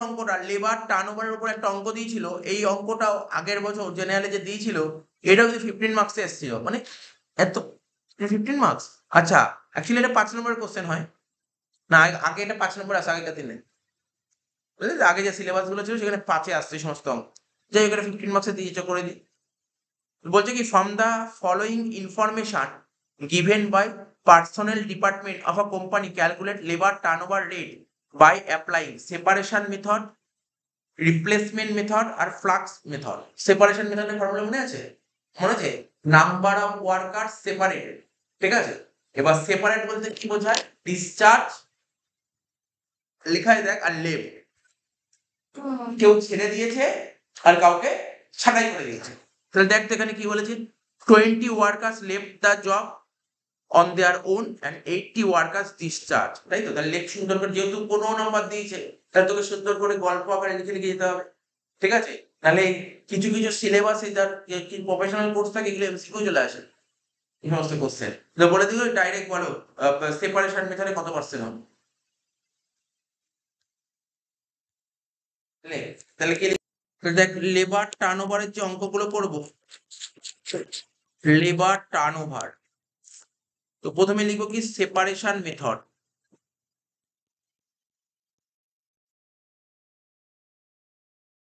নাম্বার অফ ওয়ার্কার সেপারেটেড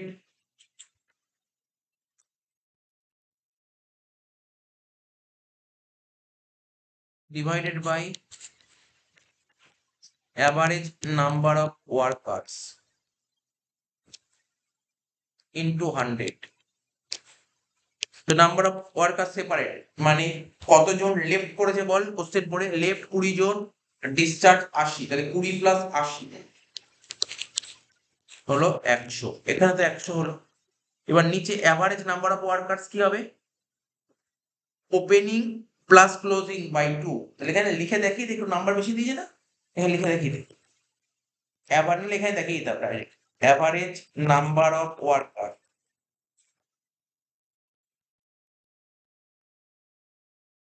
কি লেখা ছিল, কি বিগিনিং অফ দ্য কিছু লেখা ছিল, দেখ পুরোটা দিকে দেখে একটু কি লেখা ছিল, বিগিনিং অফ দ্য মান্থ। এর মানে লিখবি number of workers beginning of the month, পুরো কথাটা লিখ, তাই না, number of workers beginning of the month plus number of workers end of the month divided by 2। প্রথমে 1800, হ্যাঁ 1800 আর 2200,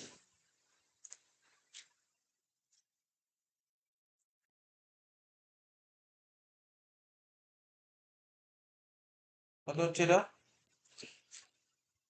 2000,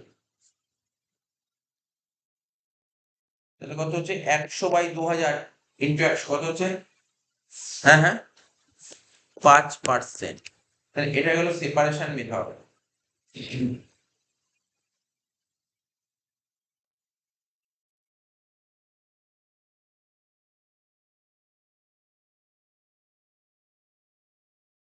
কি বলছিস,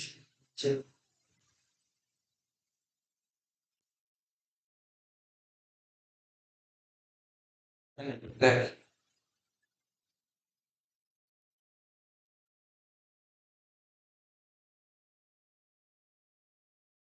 বুঝে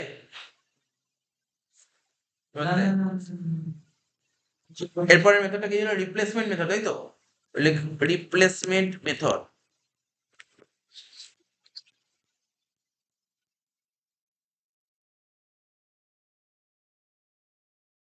ফর্মুলা কি, নাম্বার অফ ওয়ার্কার্স রিপ্লেসড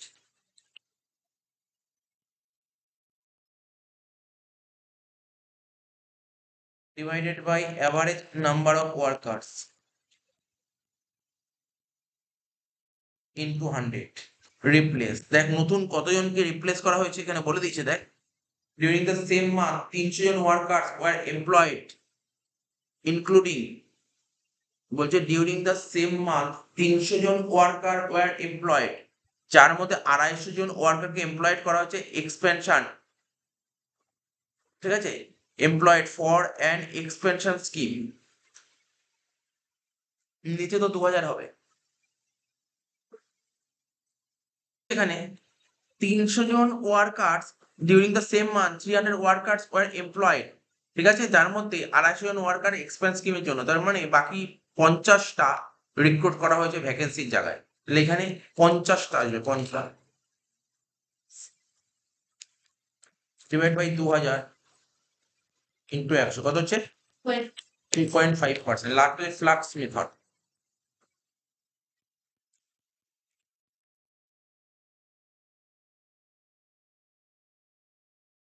তাহলে কি হবে, number of worker separated, Number was replaced. Number of worker separated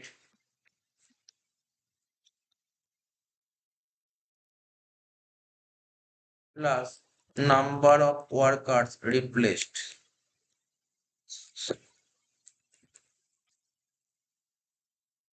divide by average number of workers into 100।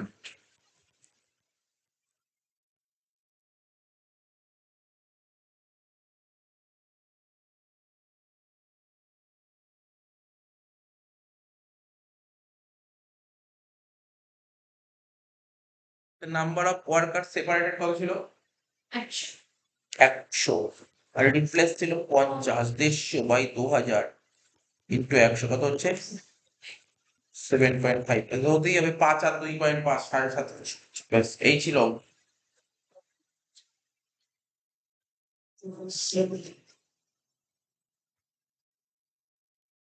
হয়ে গেল, বুঝতে পারলি?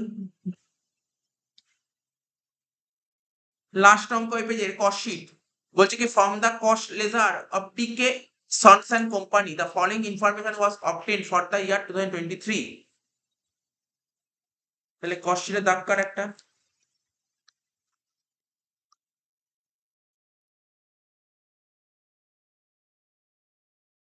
উপরে উপরে লেখাগুলো তো জানি, লিখতে তো হবে না, লেখা তো জানিস, লেখা লিখে নিবি, অসুবিধা নেই। প্রথমে লেখ opening stock of raw material. দেখ কি আছে, opening stock of raw material 2 lakhs। লেখ opening stock of raw materials 2 lakhs। এর সাথে যোগ দিয়ে লেখ পারচেসেস অফ র মেটেরিয়াল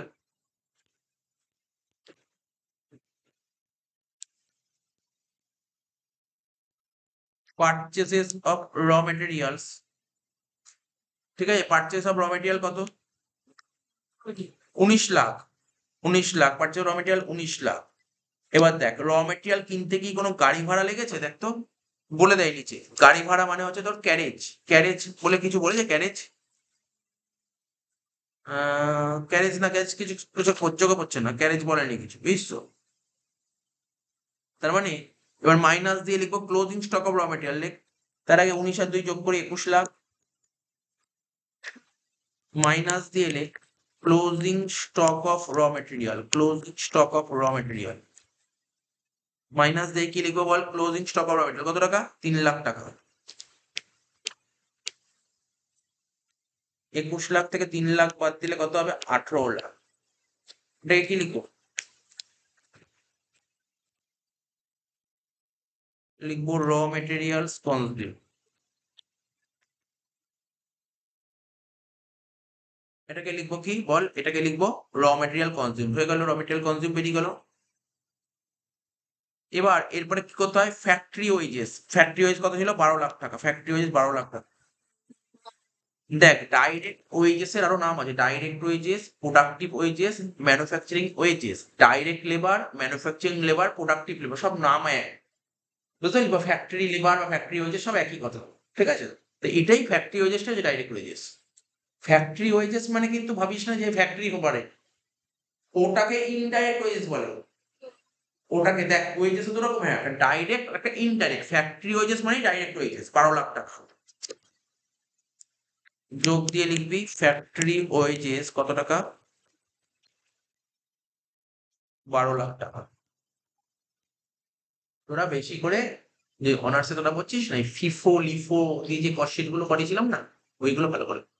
এস্টিমেটের অতটা ইম্পর্টেন্ট নয়, অতটা ইম্পর্টেন্ট নয়, কিন্তু তুই নর্মাল কস্ট শিট গুলো ভালো করে পড়িস, ওইগুলোই দেবে। নর্মাল কস্ট শিট যেগুলো রিসেন্ট ইয়ারে এসছে, দেখে 12, 15, 16 যে রিসেন্ট ইয়ারে যে অঙ্কগুলো এসছে না, ওই কস্ট শিট গুলো ভালো করে পড়িস।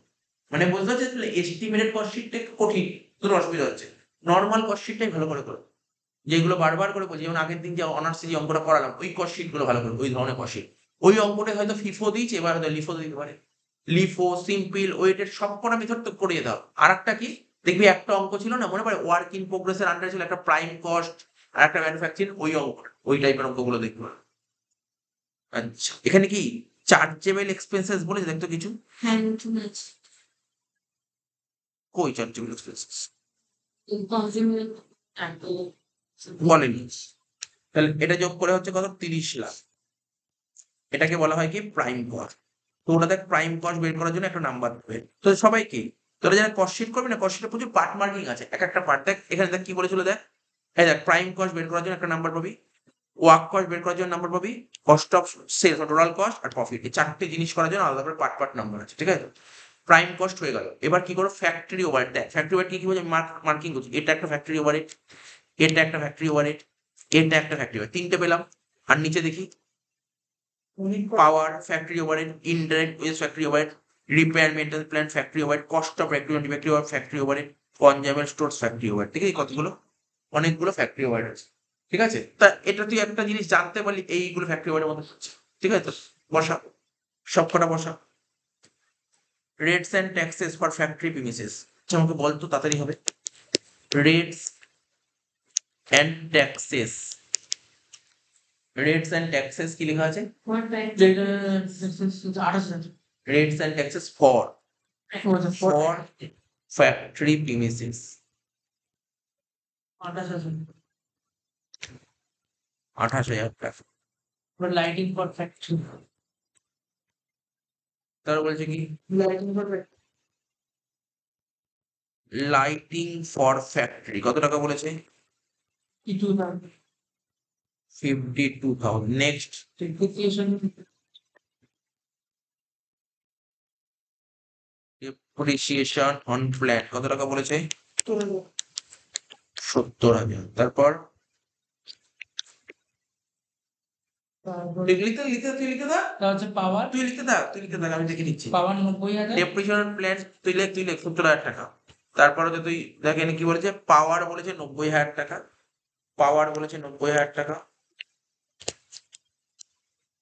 তারপর হচ্ছে ইনডাইরেক্ট ওয়েজেস তুই কোন তুই লিখে দে পাওয়ার 90,000 টাকা। তারপর হচ্ছে কি ইনডাইরেক্ট ওয়েজেস 2,45,000 যোগ দিয়ে লেখ ইনডাইরেক্ট ওয়েজেস 2,45,000। নেক্সট কি বলেছি, repair and maintenance of plant 2,00,000 টাকা।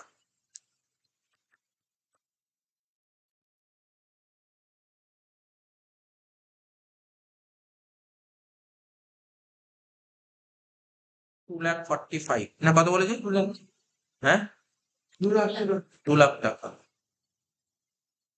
নেক্সট কি বলেছে, cost of rectification defective work, এটাও হচ্ছে factory overhead. Cost of rectification of defective work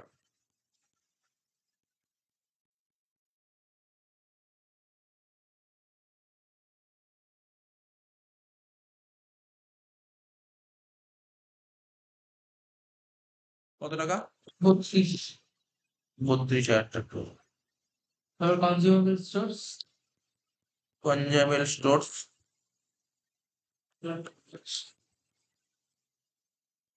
আর কিছু আছে যোগ করে বাইরেটা দেখ, তিনটে ছটা দুটো 8টা আইটেম ছিল, বল যোগ করে বল কত হচ্ছে?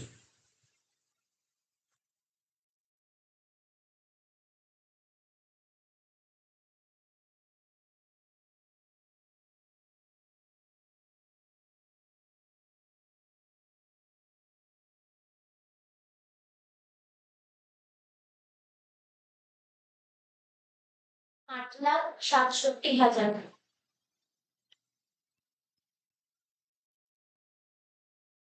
যোগ কর 30 লাখ আর 8 লাখ মানে 38,67,000। ঠিক আছে, এটাকে কি বলা হয়? Work cost. এর সাথে যোগ করতে হবে অফিস খরচা। দেখ তো অফিসের খরচা কি কি আছে এখানে, দেখছি মার্কিং করছি, স্টাফ স্যালারি আর ম্যানেজমেন্ট স্যালারি। আর কিছু আছে? স্টাফ স্যালারি ম্যানেজমেন্ট স্যালারি আর কিছু নেই। হ্যাঁ জেনারেল এক্সপেন্সেস এটাও তো আসবে, তিনটে আসবে। স্টাফ স্যালারি কত? 2,40,000।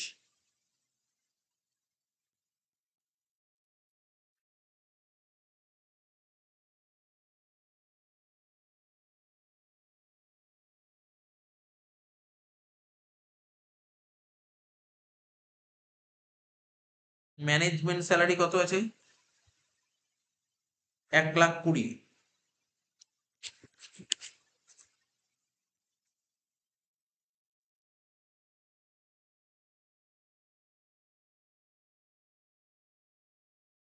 জেনারেল এক্সপেন্সেস কত আছে?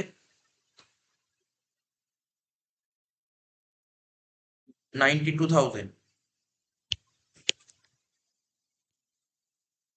3,60,000 আর 92 কত হচ্ছে? 4,52,000।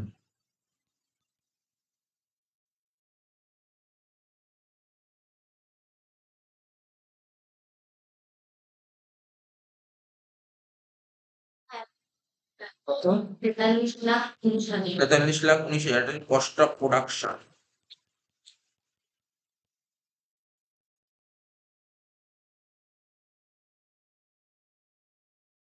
ঠিক আছে, কস্ট অফ প্রোডাকশন বেরিয়ে গেল। এবার এর সাথে কি করতে হয়, ফিনিশ গুডস, দেখ তো ফিনিশ গুডস বলেছে না, এ দেখ কোন ফিনিশ গুডস বলেনি কিছু, নর্মাল অঙ্ক, ঠিক আছে তো, ফিনিশ গুডস বলেনি। তাহলে এবার এর সাথে কি যোগ করতে, তাহলে ফিনিশ গুডস আইটেম বলেনি, এখানে ওখানে এতগুলো আইটেম বলে দিয়েছে না ফিনিশ গুড বলেনি। কস্ট অফ প্রোডাকশনের পর সেলিং এক্সপেন্সেস যোগ করে দেয়, সেলিং এক্সপেন্স 1,46,600 লে 46,600, সেলিং এক্সপেন্সেস 1,46,600 যোগ কর,